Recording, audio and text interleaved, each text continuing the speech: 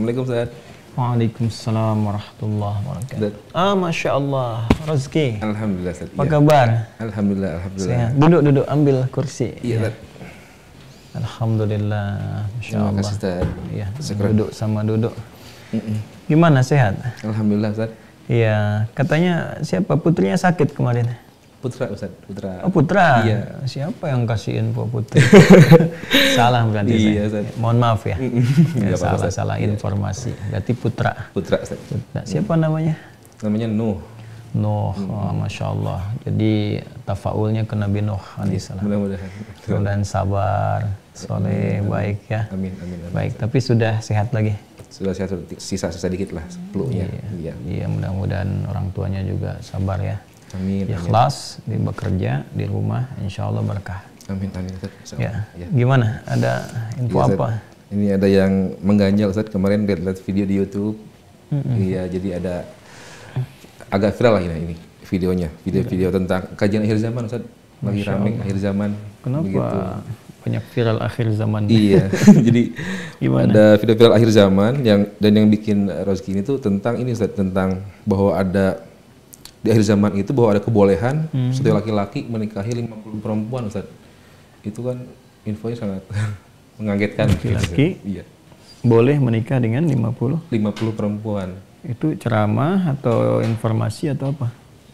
Kayaknya sih mungkin kayak potongan video gitu saja mungkin ya. Nah itu dia, kalau potongan sempurnakan dulu. Nah, jadi jangan melihat yang terpotong-potong, takutnya ada kesalahpemahaman. Ya, lihat secara sempurna.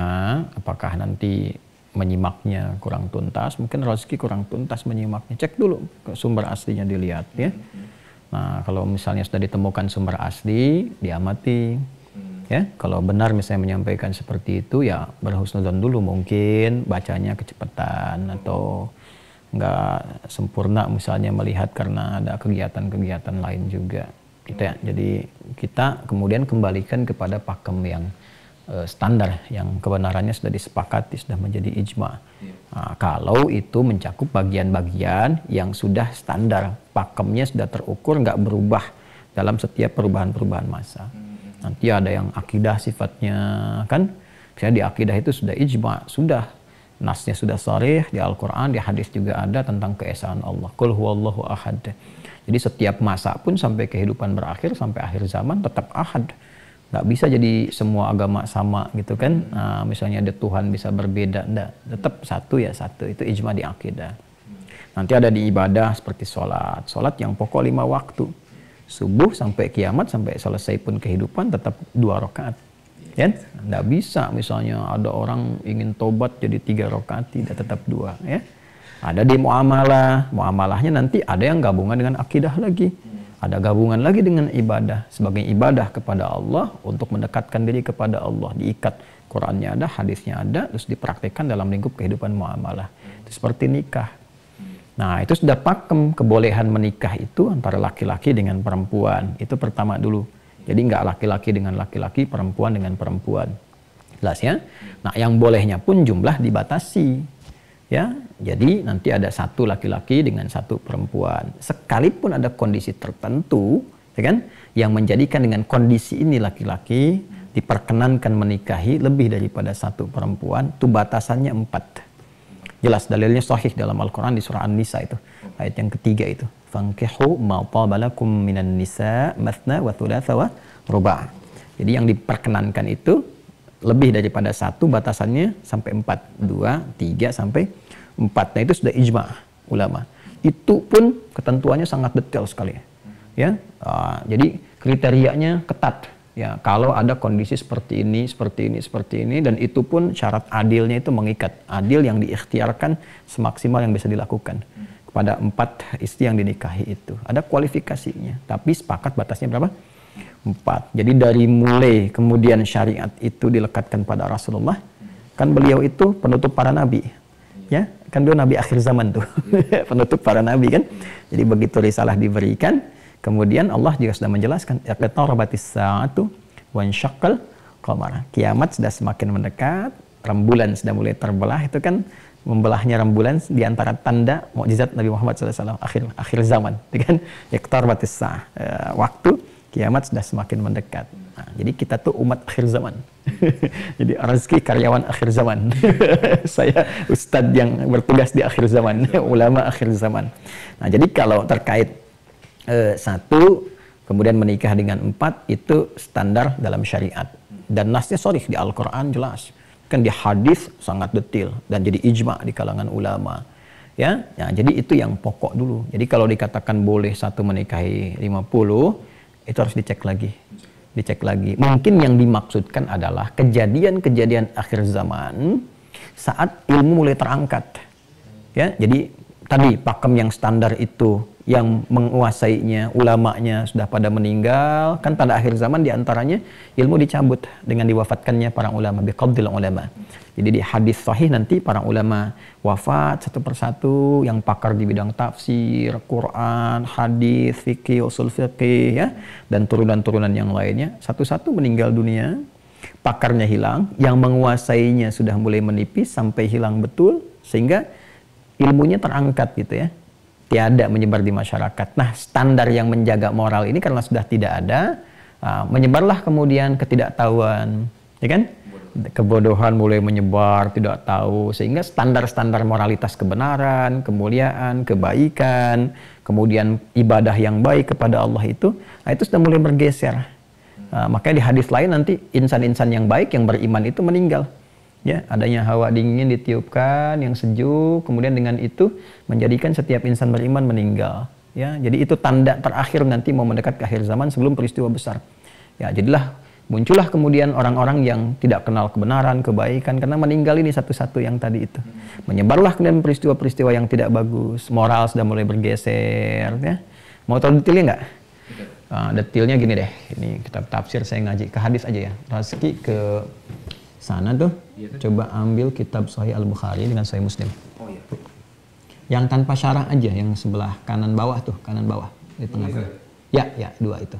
Nah, ya Bukhari Muslim ya. Coba deh. Oh, alhamdulillah. Wah, ini yang tafsir belum saya tandain tadi tuh. Di mana nih? Biasanya saya suka tandain tuh. Apa deh, simpan dulu aja sini. Bismillah. Untuk riset. Jadi kita riset, kasih kesimpulan. Nah, nanti kita sajikan lagi dalam bentuk yang mudah dipahami. Ya, tapi kita cek dulu terus doa sama Allah supaya apa yang kita kaji itu benar dipahami, benar disampaikan. Nah, kalaupun ada yang keliru misalnya dan itu jelas-jelas menyalahi standar pengetahuan yang pokok, nah harus dikoreksi ya. Dan disampaikan itu tidak tepat. Kalau benar perbedaan pendapat ya disampaikan tapi harus ada rujukan. Nah, ini nih tadi Al-Bukhari dulu ya.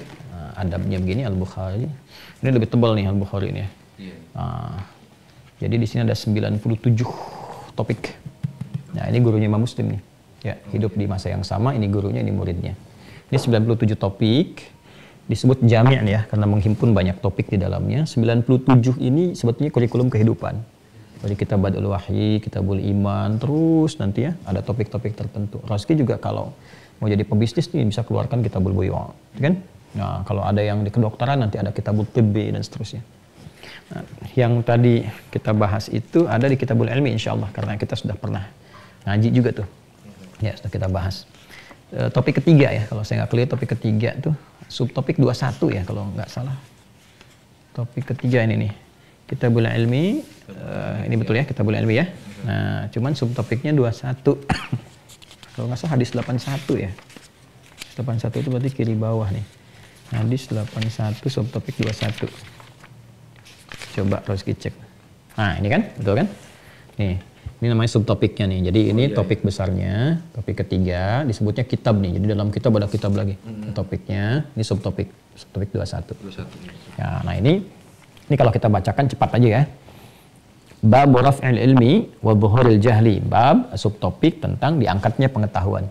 Sehingga konsekuensi dari situ menyebarnya kebodohan. Ya, kalau sudah kebodohan merebak, menyebar, kemudian juga pengetahuan, standar moral, standar sikap, standar kebaikan itu hilang. Berarti konsekuensinya yang muncul keburukan kan? Ya kan? Lawan dari baik kan buruk. Nah, maka hadisnya tadi mengatakan seperti ini, ya, yang kita akan baca nih. Qala al-Imam al-Bukhari haddatsana Musaddad, qala haddatsana Yahya an Syu'bah an Qatadah an Anas bin Malik radhiyallahu ta'ala anhu qala la uhadditsannakum haditsan la yuhaddithukum ahadun ba'di. Ya, kata beliau, Aku akan menyampaikan pada kalian. Ya, sungguh-sungguh nih, serius. Karena ada lam di sini. Lamnya ini jawab qasam berbentuk taukid.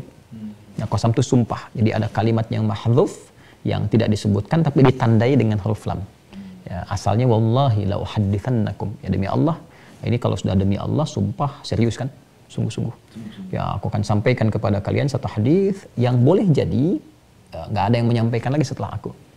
Makanya nanti komentar di syarah, nanti kalau lihat di syarahnya Ibnu Hajar Al-Asqalani, kitab Fathul Bari, itu nanti disampaikan ini diduga Anas bin Malik ini radhiyallahu taala anhu dalam kondisi yang sudah sepuh, ya mendekati akhir-akhir kehidupan, dan beliau menduga nggak ada lagi sahabat yang lain tuh yang hidup ya, kecuali beliau pada masa itu yang masih ada berkehidupan. Kan beliau diantara doa Nabi kepada beliau umurnya panjang, hartanya banyak dan berkah gitu ya.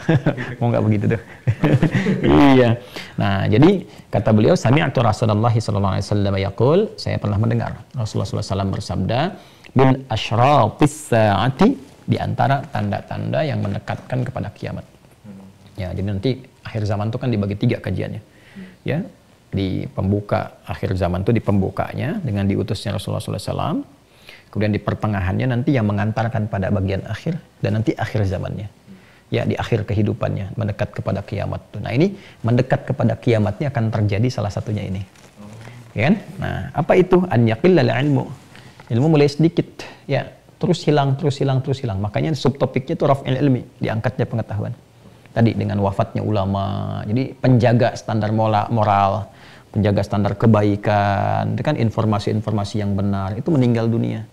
Ya kan? Hilang, sementara yang beriman juga yang baik-baik sudah mulai banyak yang meninggal, ya kan? Nah, tinggal tipikal manusia-manusia nih yang nggak mau belajar, yang nggak ada rujukan, bahkan muncul nanti ajakan-ajakan kepada ya hal-hal yang sudah tidak baik lagi. Jadi standar kebaikannya sudah mulai hilang dengan dicabutnya para ulama dan diangkatnya pengetahuan. Mulai sedikit.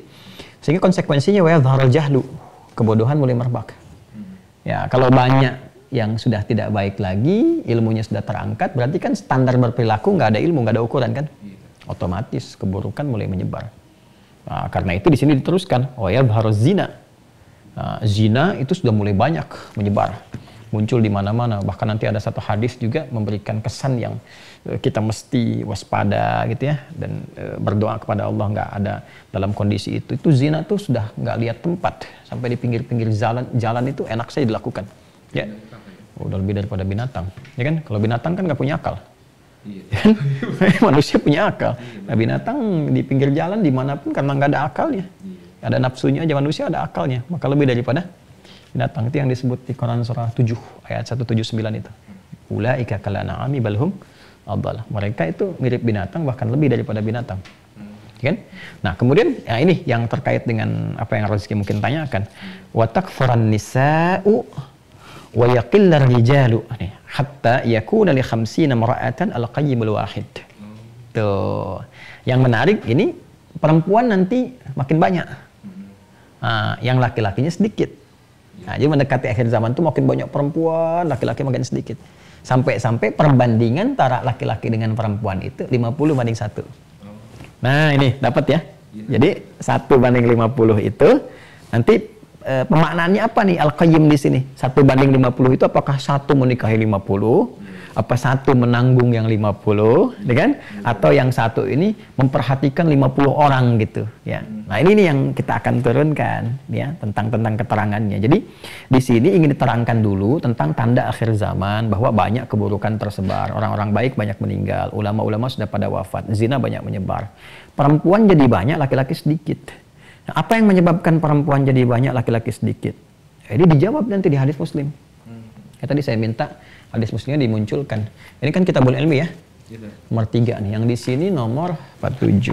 Topik 47 Kitabul Ilmi. Jadi di sini topik nomor 3, di sini nomor 47. Ya, 47 itu tadi kan dirujuk 2671 nih. 2671 sampai 2672 itu sama-sama itu. Kitabul Ilmi. Baik. Bismillah. 790-an kalau nggak salah. 790-an, 4760 gitu ya. 47. Bismillah. Nah, iya betul. 790, 791. Nah, ya. 790 halamannya. Ini nomor 47. Kitabul Ilmi. Hadisnya kalau di sini dirujuk nih, ini rujukannya Ki. Nah, diajarkannya 2671, ini 2671 tuh. Ya. Nah, sampai 2672. Nah, yang ini kata Imam Al-Bukhari kan disampaikan tadi hadisnya ke kita ya, terus dirujuk lagi di Sahih Muslimnya 2671. Artinya hadis yang di sini dikonfirmasi di Sahih Muslim yang di nomor 2671. Nah, cuma di sini ada 3 hadis ya untuk memberikan satu penjelasan. Jadi kalau ada muncul keburukan, apa aja keburukannya? Dijelaskan di sini yang titik-titik 3 ini, 1, 2, 3, 1, 2, 3. Nah, biasanya kalau murid ngelihat guru, ditangkap semua, terus metodologinya disempurnakan untuk mudah dipahami. Ya. Nah, yang di 2672 ini yang tadi mau saya sampaikan, kenapa jumlah perempuan lebih banyak dari laki-laki? Dijawab di sini. Jadi kalau kita baca Bismillahirrahmanirrahim, qala al-Imam Muslim, haddatsana Muhammad bin Abdullah bin Numair, haddatsana Waqi' wa abi qala haddatsana al-A'mash wa haddatsani Abu Sa'id al-Ashajj wal lafdhu lahu qala haddatsana Waqi' haddatsana al-A'mash an Abi Wa'il qala kuntu jalisan ma Abdullah wa Abi Musa faqala qala Rasulullah sallallahu alaihi wasallam. Ya, ini jadi hadisnya tersambung ke Abu Musa nih. Ya, Abu Musa al-Asy'ari yang dimaksudkan, ya kan? Rasulullah SAW bersabda, inna baina yaday sa'ah. Inna baina yaday sa'ah. Ya, ayyaman. Jadi aku sampaikan kata Nabi SAW itu, ya, di antara beliau, ya kan, dengan hari kiamat itu terbentang beberapa masa.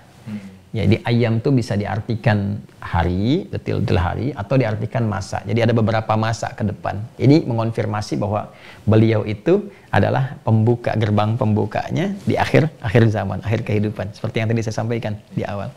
Ya. Dan apa yang beliau katakan?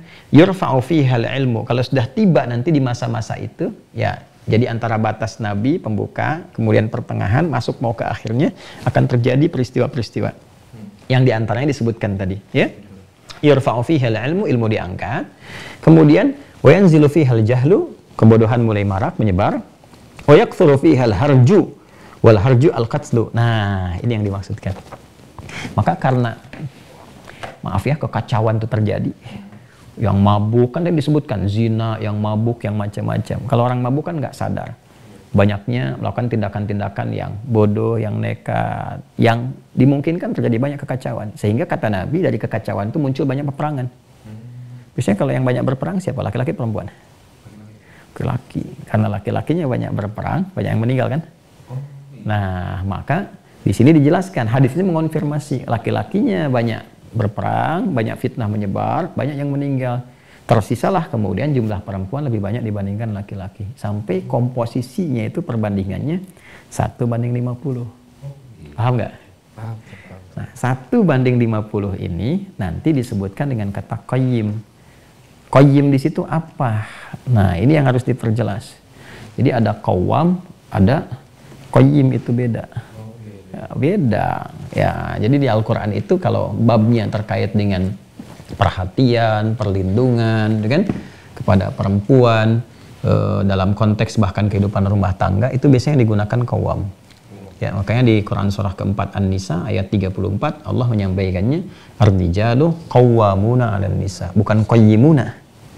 Qawwamuna, ya. Qawwam itu bentuk sighah mubalaghah, masdar, ya, dari akar kata infinitif qawwama yuqawimu, ya, muqawamatan, kemudian mubalaghahnya disebut dengan qawwam, superlatifnya. Nah, jadi kalau mau jadi suami kata Allah, ya kan, dalam konteks rumah tangga ya, jadi suami, maka berikan yang terbaik. Superlatif kan yang melebihi apa yang bisa kita usahakan, puncak tertinggi dari perlindungan, perhatian, pengayom, ya kan, kemudian dari rezeki, ya, dari kita bekerja untuk kembali ke keluarga dalam konteks rumah tangga. Makanya di situ nanti ada bima faddalallahu ba'dahum 'ala ba'din wa bima anfaqu min amwalihim, diberikan kekuatan untuk memimpin, maka lindungi. Pemimpin kan melindungi, mengayomi, menyayangi. Itu qawwam. Ya, kalau ditarik ke dalam kehidupan rumah tangga, maka dalam konteks ini menyayangi, membimbing, ya kan, kemudian memberikan perhatian dan memberikan bagian dari rezeki yang telah diusahakan, yang telah Allah titipkan kepadanya. Itu babnya pakai qawwam. Nah, tapi kalau kita ingin ngambil konteks yang umum saja untuk memberikan support, menanggung misalnya, memberikan perhatian, mensupport dan sebagainya dari kelebihan harta yang dimiliki, itu qayyim namanya. Itu qayyim. Nah, jadi kalau qayyim itu misalnya ini ada kelebihan nih, kita mau nanggung, mau ngasih pertanggungan orang gitu kan, mau ngasih dan sebagainya, itu spesifik qayyim. Tapi kalau kita mau diarahkan kepada ikatan yang kuat, yang formal, yang benar, yang terukur, dan pemberiannya bukan hanya bentuk harta, ya, tapi dari perhatian, dari perlindungan, itu qawwam. Makanya qayyim asalnya dari kata qimah. Qimah itu sesuatu yang berharga, lebih kepada harta, gitu kan? Harta benda yang melimpah, yang bagus, itu qayyim, ya. Makanya ada juga yang mengatakan kalau terkait dengan penanggungan kepada orang-orang, ma yaqumu alaihim, ya, atau bi umurihim, ya, ma yaqumu ala umurihim. Jadi orang yang mampu menanggung, ya, urusan orang-orang tertentu karena dia punya kelebihan tertentu, biasanya dari harta, dari sesuatu yang sangat berharga. Nah, ini kalau ingin memahami makna qayyim di sini, ya, terkait dengan akhir zaman, dijawab lagi di hadis Muslim. Nomor hadis 1012 Kitabuz Zakah. Buka deh kalau kita nggak percaya, ya. Nah, tadi saya katakan apa? Kitabuz Zakah, ya. Kitabuz Zakah itu topik 12, nomor hadis 1012. Kiri atas kalau nggak salah. Bismillah. Iya, Kitabuz Zakah. Kitabuz Zakah itu yang ini, ya. 12, ya. Ya, Kitabuz Zakah kitab yang ke-12, cuma nomor hadisnya 1012. Oh, ini dia pas. Bismillah. Ya, jelas ya? Nomor hadis 1012 ini Kitabuz Zakah. Kita baca, ya. Untuk Roski mau baca. Alright. Bismillahirrahmanirrahim. Qala al-Imam Muslim haddatsana Abdullah bin Barrad al-Ash'ari wa Abu Quraib Muhammad ibn al-Ala qala haddatsana Abu Usamah an Buraid an Abi Burdah an Abi Musa, ya kan? Nah, ini Abi Musa al-Ash'ari, ya, ujungnya seperti yang tadi. An Nabi sallallahu alaihi wasallam qala, dari Nabi sallallahu alaihi wasallam beliau menyampaikan. Konfirmasi kan? Jadi yang tadi kan hadisnya Abu Musa al-Ash'ari, ya kan? Yang di Sahih Muslim yang sebelumnya itu. Jadi kenapa perempuan lebih banyak jumlahnya dibanding laki-laki? Karena terjadi banyak fitnah, kemudian banyak peperangan dan sebagainya, sampai jumlah laki-laki itu jadi semakin sedikit, kemudian perempuan makin banyak. Nah, ini yang paling menarik di sini, Abu Musa al-Ash'ari juga menyampaikan satu informasi yang sangat penting. Coba kita lihat, ya. Ya, apa yang beliau sampaikan? Anin Nabi sallallahu alaihi wasallam, dari Nabi sallallahu alaihi wasallam. Qala, ya, beliau menyampaikan, la ya'tiyanna 'alan nasi zamanun. Akan tiba nanti satu masa di akhir zaman yang beliau maksudkan, ya. Apa yang terjadi pada masa itu? Yatufur rajulu fihi bis-shadaqah. Pada saat itu, seorang lelaki bahkan nanti ada yang keliling-keliling untuk sedekah. Bayangkan, ada keliling-keliling untuk sedekah. Dan menariknya minat zahab, jadi sedekahnya dari emas. Jadi dia mau bagi-bagi tuh, mau bagi-bagi emas tuh, sampai keliling-keliling. Ya, jadi kalau sekarang sulit ya nemuin orang pakai emas. Kecuali Mas Rozki, Mas siapa lagi tuh, ya. Nah, itu ini asli nih. Jadi muncul nanti di akhir-akhir masa seorang figur atau sosok gitu kan, laki-laki yang keliling tuh untuk sedekah, mau ngasih emas, ya. Tapi apa yang terjadi? Ya, thumma la yajidu ahadan ya'khudhuha minhu. Tapi nggak ada yang mau ngambil. Artinya pada masa itu orang capek keliling mau ngasih itu, ya, sampai nggak ditemukan yang mau ngambil. Artinya apa? Bukan. Artinya boleh jadi itu udah banyak yang punya juga, kan? Ya, atau yang kedua memang laki-lakinya udah mulai berkurang, dengan ada gitu kan. Nah, sehingga digambarkan apa? Wa yura rajulul wahid yatsba'uhu arba'una mar'atan. Tuh, sehingga nampak dari sini saking dia nggak menemukan, orang-orang dapat dan sebagainya, kan? Ya, yang biasanya kalau yang cari nafkah, bekerja itu laki-laki atau perempuan? Punya laki-laki kan? Di laki-laki itu bekerja sampai kaya, sampai baik dan sebagainya. Sampai saking dia kaya dan sebagainya, itu kata Nabi, bahwa sodakoh aja udah nggak nemukan orang untuk sodakoh itu. Ya. Dan yang perempuan-perempuannya itu, karena tadi banyak yang meninggal di akhir zaman dan perempuannya banyak, itu sampai-sampai kata Nabi, yura, nah ini kembali ke sini, wa yura rajulul wahidu, dan akan terlihat seorang lelaki yatsba'uhu arba'una mar'atan, diikuti oleh 40 orang perempuan. Yaludna bihi min qillatir rijali wa kathratun nisa. Ya, sampai-sampai satu itu diikuti 40. Yatsba'uhu yang dimaksud apa mengikuti di sini? Ini bukan bab pernikahan. Ya. Ditanggung. Jadi satu laki-laki itu nanggung 40. Jadi ya dari kejadian tadi banyak merebak, perbuatan-perbuatan buruk macam-macam, laki-laki banyak meninggal, sampai komposisinya ini yang di sini digambarkan 40 kan?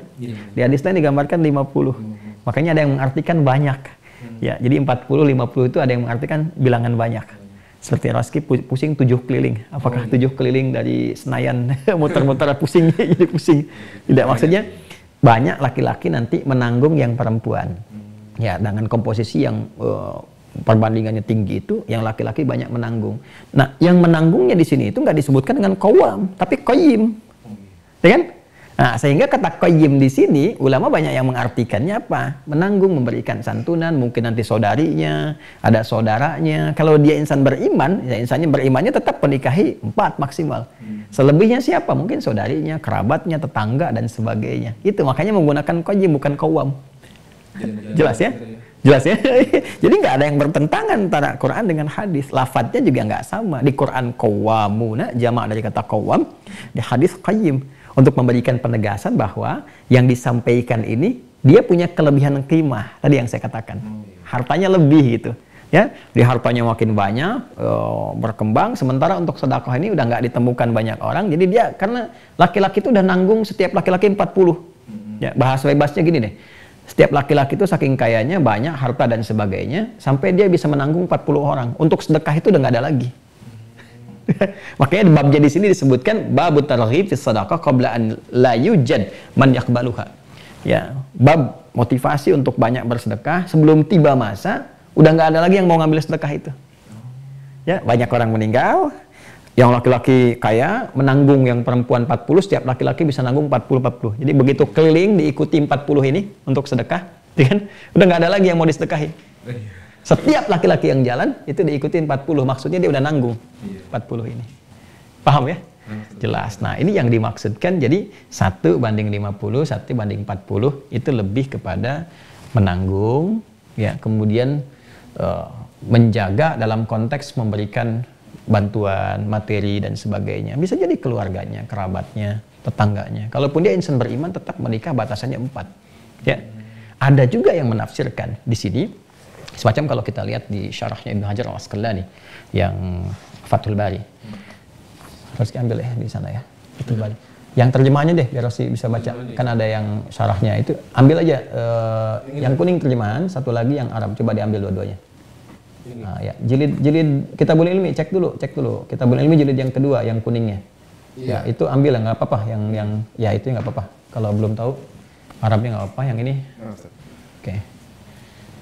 Nah, ini yang kuning. Ini udah ada banyak di Indonesia nih, yang terbitan Pustaka Imam Syafi'i ini. Yang terjemahannya jilid 2 ya. Tuh. Ini tuh ada tulisan Kitabul Ilmi, ya, kitab ilmu. Nah, ini yang nanti 18 jilid nih. Ya, yang bahasa Arabnya. Ini biar Roski baca, maksudnya bawa yang bahasa Indonesia. Coba lihat syarahnya. Tadi nomor hadis berapa tuh? Yang di Al-Bukhari. Yo, lupa, kalau lupa nggak ingat. 81. 81 ya. 81 Kitabul Ilmi, berarti kita cek juga di sini nih. Bismillah, nomor hadis 81 Kitabul Ilmi. Nah, ini lihat ya. Tuh. Hadis 81 ya.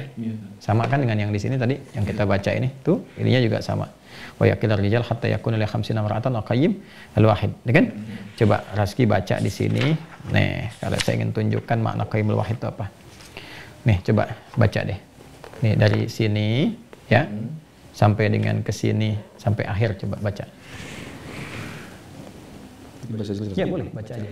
Al-Qurtubi berkata di dalam kitabnya Al-Mufhim, hadis ini merupakan salah satu tanda kebenaran Nabi Sallallahu Alaihi Wasallam. Karena beliau telah mengabarkan perkara yang akan terjadi di kemudian hari.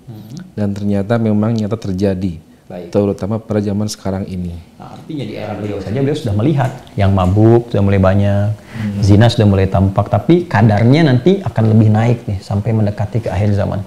Bebas menyebar dan sebagainya. Teruskan. Al-Qurtubi berkata di dalam kitabnya At-Tazkirah, boleh jadi yang dimaksud dengan penanggung jawab adalah laki-laki yang bertanggung jawab terhadap kaum wanita. Baik mereka merupakan wanita-wanita yang dapat digaulinya maupun tidak, dalam kurung dari keluarga. Atau ada kemungkinan maknanya pada akhir zaman akan terjadi bahwa manusia tidak lagi menyebut Allah. Allah sehingga satu orang laki-laki menikahi sekian banyak wanita tanpa batas karena kejahilannya terhadap hukum syar'i. Nyambung kan? Jadi cuma 2 pemaknaannya. Pemaknaan pertama, sekalipun ada insan beriman itu masih hidup, diantaranya mungkin sedikit dan seterusnya, tetap dia menikahinya 4, ya, tapi dia menanggung yang lainnya. Ada harta dia menanggung, kasih keluarganya, kerabatnya dan sebagainya. Tadi makanya ada redaksi baik yang digaulinya, yang digauli itu artinya istrinya, gitu kan? Istrinya digauli batasannya 4, ataupun yang tidak itu kan artinya ikut, bisa jadi kerabatnya, bisa jadi misalnya adiknya, sepupunya dan sebagainya, yang suaminya mungkin suami mereka meninggal dalam peperangan tadi yang disampaikan, ya. Itu satu. Yang kedua, itu dikorelasikan oleh beliau pandangan para ulama terkait dengan diangkatnya ilmu. Kan banyak merebak kebodohan tuh. Karena banyak merebak kebodohan, diangkat kemudian ilmu dari wafatnya para ulama, sehingga orang-orang yang berkehidupan itu udah nggak paham lagi berapa banyak perempuan yang benar harus dinikahi itu. Akhirnya seenaknya aja. Jadi ini yang melakukan ini bukan insan beriman, tapi orang-orang yang disebut dengan syararun nas, orang-orang yang buruk di zamannya, udah nggak ngerti syariat. Jadi yang menikahi satu laki-laki dengan 50 orang, 40 orang itu digambarkan di hadis ini dalam syarahnya itu orang yang ngerti syariat. Jadi bukan insan beriman, jadi bukan Nabi membolehkan. Keliru kalau ada redaksi, Nabi membolehkan menikahi sampai 50 di akhir zaman. Bukan. Ini yang dimaksud ini, kalaupun ada yang menafsirkan satu menikahi 50, itu bukan kehalalan yang disebutkan Nabi. Tapi karena ilmu itu diangkat, muncul orang-orang buruk yang nggak tahu syariat, yang nggak kenal batas dalam menikahi perempuan. Seenaknya aja. Ya, digauli sampai 40, sampai 50 gitu kan. Dan itu bertentangan dengan syariat. Nah, jadi ini kontraproduktif kalau dimaknai bahwa hadis ini mengatakan boleh menikahi 50 orang, bukan begitu. Jadi maksudnya cuma dua, satu menanggung, ya, satu menanggung 40 sampai 50 orang kalau madukan hadis tadi karena kelebihan yang dia miliki, kan? Makanya menggunakan kata qayyim dari unsur katanya qimah. Atau yang kedua, munculnya banyak orang buruk karena ilmu sudah diangkat, yang kemudian mereka muncul perilaku yang buruk. Ya, dengan tindakan-tindakan buruk, gak kenal syariat, gak kenal batasan, akhirnya seenaknya aja berbuat. Jadi muncullah kemudian zina, terus kalaupun mereka pengen nikah seenaknya, dinikahin 50, syariat dilanggar, karena gak ada yang ngerti lagi. Ya kan? Karena kebodohan. Makanya komentar Ibnu Hajar Al-Asqalani itu, ya kan di era beliau aja dia udah komentarin, udah mulai muncul nih yang seperti ini terlihat dan sebagainya. Dan nanti lebih parah lagi ke atasnya. Nah, jadi kitab-kitab ini kalau dibaca dari awal sampai akhir, syarah Ibnu Hajar Al-Asqalani saja ini saya kira insya Allah sudah paham lah, sudah cukup ya. Nah, jadi yang saya ingin garis bawahi, yang pertama, coba dicek lagi ya. Mungkin ceramahnya itu terpotong ya, atau nggak sempurna di situ, maka dicek ya, supaya menempatkan sesuatu sesuai dengan tempatnya. Ya, jangan sampai nanti sebetulnya nggak begitu, jadi dimaknainya salah. Ya. Yang kedua, iya nggak boleh begitu. Ya. Yang kedua, kembalikan pada pemahaman standar. Jadi kalau ada misalnya sesuatu yang terjadi perdebatan rame, cari yang paling standar, apa itu yang paling aman. Kaidahnya al-khuruj minal khilaf, keluar dari perdebatan dengan mengembalikan kepada standar pokok, itu yang paling selamat. Ya kan? Wah, ini orang sibuk nih, masalahnya mau subuhan itu gimana nih caranya? Dia apakah kunut atau tidak kunut ya? Kalau ini kan masih benar-benar ada pendapatnya, ada dalilnya, yang kunut ada, yang tidak kunut ada. Ribut. Udah, kembalikan kepada yang pokoknya, sholat subuh aja. Sholat subuh. Nanti yang kunut-kunut yang enggak. Tapi kalau ini kan nggak bisa dikiaskan dengan kasus ini. Kasusnya kalaupun dipahami boleh atau Nabi menghalalkan, itu sudah salah. Keliru. Karena bertentangan dengan sharih dalam Al-Quran, keterangan hadis dan ijma'. Dan katanya pun nggak bisa dipahami ke bab penghalalan nikah. Karena kata qayyim beda dengan qawwam. Paham ya? Nah, jadi seperti itu saya kira ya. Paham? Alhamdulillah. Allahu a'lam bishawab. Allahu a'lam bishawab. Ini kan yang kita baca. Ini kan kitab-kitab mu'tabar otoritatif yang ada di para ulama. Itu sajalah, dan jalani aja apa yang harus dijalani sekarang. Ya. Istri satu, anak satu. Udah bahas nikah 50 orang gimana? Itu saya yang single aja. Ya masih banyak gitu ya. Sedang tertarik akhir zaman, sedang tertarik. Jadi ya, teman-teman tuh yang belum nikah sebelum muncul akhir zaman.